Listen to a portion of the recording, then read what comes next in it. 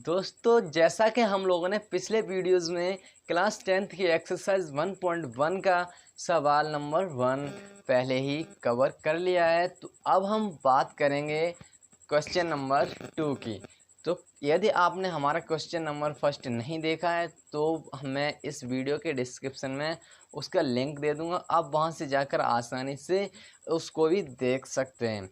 तो आप लोग जैसा कि जानते हैं हमारी कोचिंग के पोर्टल पर प्रतिदिन क्लास 10th और 12th के वीडियोस अपलोड होते रहते हैं, तो आप अपने प्रिपरेशन को बेहतर बना सकते हैं।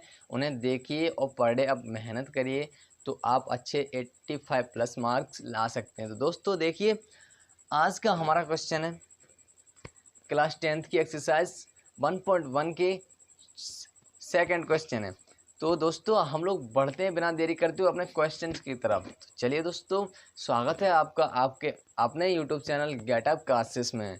तो देखिए दोस्तों, हमारा क्वेश्चन है आज का, दर्शाइए कि कोई भी धनात्मक विषम पूर्णांक, दर्शाइए कि कोई भी धनात्मक विषम पूर्णांक 6q+1 या 6q+3 या फिर 6q+5 के रूप का होता है जहाँ q कोई पूर्णांक है। तो सबसे पहले तो हमें ये मालूम होना चाहिए कि दर्शाइए का मतलब क्या होता है दोस्तों। तो दर्शाइए का मतलब सीधा सा होता है सिद्ध कीजिए या फिर दिखाइए। तो सबसे पहले हमें इस चीज़ का मतलब मालूम होना चाहिए। दर्शाइए का मतलब ही होता है कि दिखाइए या फिर सिद्ध कीजिए। तो सिद्ध कीजिए कि कोई भी धनात्मक विषम पूर्णांक, यानी यहाँ पे गौर करना, धनात्मक विषम पूर्णांक, धनात्मक हो और विषम पूर्णांक हो, तो वो धनात्मक विषम पूर्णांक कोई भी हो, कोई भी धनात्मक विषम पूर्णांक 6q+5, 6q+1 या 6q+3 के रूप का होता है। तो हमें यही प्रूव करना है, और जहाँ पर q कोई हमारा पूर्णांक है। तो सबसे पहले हम यहाँ पे जो कंडीशंस स्टेप्स दिए हमें वो निकाल के यहाँ पे लिख लेने हैं। तो दोस्तों चलिए शुरू करते हैं हम अपना क्वेश्चन सॉल्व करना। तो देखिए सबसे पहले हमारे पास क्या कंडीशन है, 6q+1 और 6q+3 और 6q+5, हमारे पास ये तीन कंडीशंस हैं। तो मैंने इनको निकाल लिया है। तो अब इसके बाद हमें क्या, हमें सबसे पहले अब जो q दिया है हमें उसको यहाँ पे मानना है। देखिए हमारा q, अब यहाँ पे हम लिखेंगे कि माना q कोई धनात्मक पूर्णांक है, धनात्मक पूर्णांक है। जब हम इतना मान लेंगे, माना q कोई धनात्मक पूर्णांक है, तो फिर दोस्तों अब हमें इनमें से कोई सा एक चूज कर लेना है। 6q+1 या 6q+3 या फिर 6q+5 में से एक चूज करना है, वो यहाँ पर लिखना है। तो मैं चलिए 6q+1 ही चूज कर लेता हूँ। तो दोस्तों इसलिए हमारा 6q+1 में 6q+1, तो यहाँ पर 6q+1 हमारा क्या हो जाएगा दोस्तों, 6q+1 में देखिए 6q+1 में जो 6 होगा हमारा, अब 6 देखिए दोस्तों, 6, ये 6 को देखिए, ये 6 है हमारा, तो ये 6 क्या होगा, अब आप ही खुद ही सोचिए। 6 हमारी एक सम पूर्णांक या सम संख्या होगी, ये आप भी जानते हैं, 2 से डिवाइड हो जाएगी तो हमारी सम संख्या हो गई। तो देखिए 6q+1 में 6 एक सम संख्या या पूर्णांक है। अब तथा देखिए यहाँ पे, अब 6 की तो बात हो गई, अब ठीक है दोस्तों। अब 6q, तो अब 6q+1 में अब जो 1 दिया है ये, तो इस 1 के बारे में हम देखिए, इस 1 का, अब 1 क्या है हमारा, तो 1 देखिए, अब ये 1 2 से डिवाइड तो नहीं होगा, तो हमारी सिंपल विषम पूर्णांक या विषम संख्या, तथा 1 एक विषम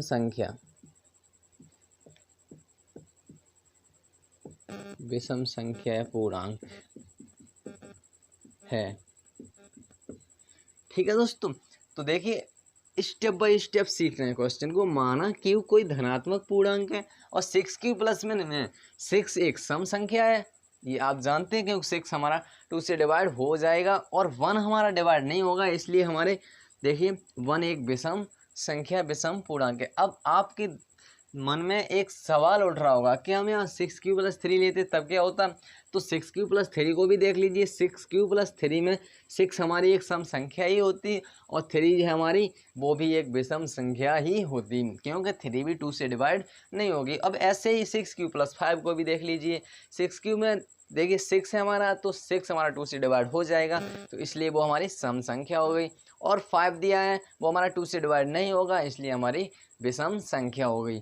तो अब इतना करने के बाद अब आपको करना क्या है, तो हम यहाँ पे देखिए अब दोस्तों, अब आपको क्या करना है, तो देखिए विषम संख्या, एक बात याद रखिए, विषम संख्या और सम संख्या को यदि हम ऐड करेंगे तो हमें कौन सी संख्या प्राप्त होती है, क्या आपको मालूम है?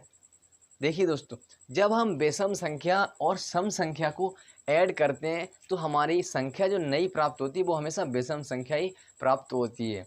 तो यहाँ पर देख लीजिए आप, जैसे कोई सी भी यहाँ पे जैसे सम संख्या 2 ले लीजिए। अब विषम संख्या हमारी 3 6 तो सम है, खैर 3 ले लीजिए, चलिए 3 ले लीजिए। देखिए अब 3 और 2 कितना आया, 5 आया।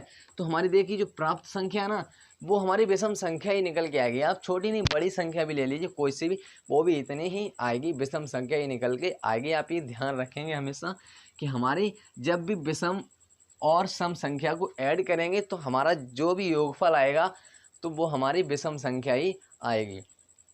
तो यहाँ पर चलिए लिख लीजिए। देखिए जब सम संख्या और विषम संख्या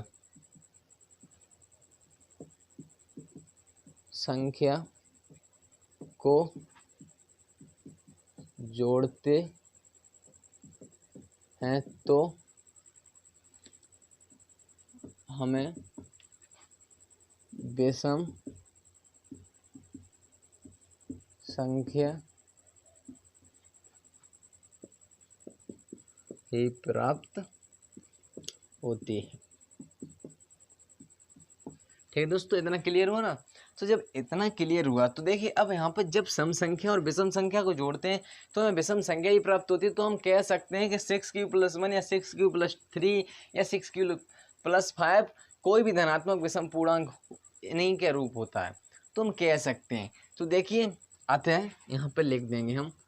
देखिए दोस्तों, अतः हम कह सकते हैं, इससे देखिए इससे सिद्ध होता है, इससे सिद्ध होता है कि देखिए कि किसी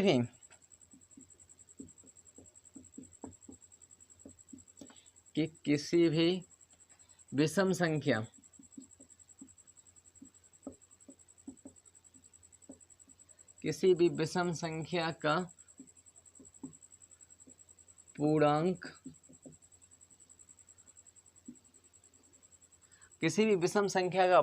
हमारा 6 क्यू + 1, 6 क्यू + 3, 6 क्यू + 5 के रूप का होता है। ठीक है दोस्तों, हमारा क्वेश्चन सॉल्व हो चुका है। तो चलिए एक बार इससे रिवाइज कर देते हैं। तो देखिए सबसे पहले जब ऐसी कंडीशंस आपको दी जाए, दर्शाए कि कोई भी धनात्मक विषम पूर्णांक 6 क्यू + 1 या 6 क्यू + 3 या फिर 6 क्यू + 5 का रूप होता है, तो जहाँ कोई पूर्णांक है। तो जब हम ऐसी कंडीशंस को देखते हैं तो वहाँ पे सॉल्व करेंगे। तो सबसे पहले कंडीशंस जो स्टेप्स दिए हमें, संख्याएं दी हैं, उनको निकाल लेना है। तो उसके बाद हमें सिंपल जो क्यू दिया है उसको मानना है, क्योंकि क्वेश्चन हमें लॉन्ग करना है। हमें नंबर एक नंबर में तो आएगा नहीं ऐसा क्वेश्चन, एक नंबर से अधिक ही आएगा। तो कुछ तो स्टेप्स इसमें लिखने हैं। तो जब माना क्यू को कोई धनात्मक पूर्णांक, देखिए क्यू तो हमारा कोई धनात्मक पूर्णांक है, उसमें बोला गया क्यू कोई पूर्णांक है, तो हम क्यू को धनात्मक पूर्णांक मान लेते हैं।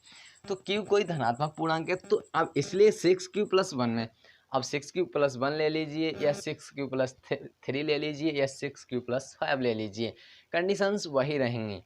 तो अब 6 क्यू + 1 ले लिया, अब आप यहाँ पे 6 क्यू + 3 ले सकते हैं। तो चलिए हम 6 क्यू + 1 से ही आपको समझा देते हैं।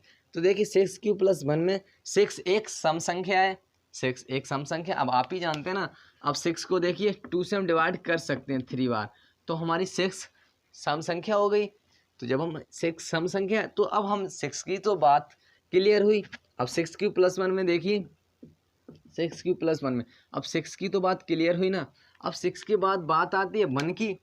क्यू तो हमारा मालूम ही है हमें कि क्यू एक हमारा धनात्मक पूर्णांक है। अब देखिए बात आई +1 की, तो हमारा +1 क्या है, तो +1 देखिए, अब यहाँ पे बात सम और विषम की चल रही है, तो हम सम देखेंगे कि 1 हमारा 2 से डिवाइड होगा, नहीं होगा जी। तो हमारा 1 सम संख्या नहीं है, सम पूर्णांक नहीं है, तो इसलिए हमारा ये कैसा हुआ, विषम पूर्णांक हुआ।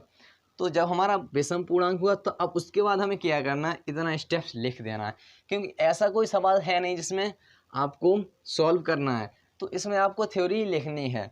तो देखिए जब सम संख्या और विषम संख्या, अब दोस्तों यहाँ पे स्टेप याद रखना है ये वाला, अगर ये स्टेप आप लिख देते हैं तो आपका सवाल कभी गलत नहीं होने वाला है। तो देखिए स्टेप्स ये है, जब सम संख्या और विषम संख्या, जब सम संख्या और विषम संख्या का आपस में जब ऐड करते हैं, उन्हें आपस में जोड़ते हैं, तो उनका जो योगफल आता है तो वो हमेशा ही विषम संख्या आता है, वो एक विषम संख्या ही होगी। तो देखिए जब हम सम संख्या और विषम संख्या को जोड़ते हैं तो हमें विषम संख्या ही प्राप्त होती है, अतः इससे सिद्ध होता है। अब हम इसी से सिद्ध कर सकते हैं, ज़्यादा लॉन्ग नहीं करने वाले हैं, इससे सिद्ध कर सकते हैं, कह सकते हैं कि किसी भी विषम संख्या का पूर्णांक, किसी भी विषम या धनात्मक विषम संख्या का पूर्णांक 6q+1, 6q+3 या फिर 6q+5 के रूप का होता है। तो हमारा क्वेश्चन सॉल्व हो चुका है दोस्तों। कितना आसान क्वेश्चन था। चलिए आशा करते हैं आपको ये क्वेश्चन समझ आ गया होगा। तो चलिए आप यदि स्क्रीनशॉट लेना चाहते हैं तो जल्दी से स्क्रीनशॉट ले लीजिए दोस्तों। अब तब तक के लिए इतना ही, अब मिलेंगे अगली वीडियो में, तब तक के लिए जय हिंद, वंदे मातरम।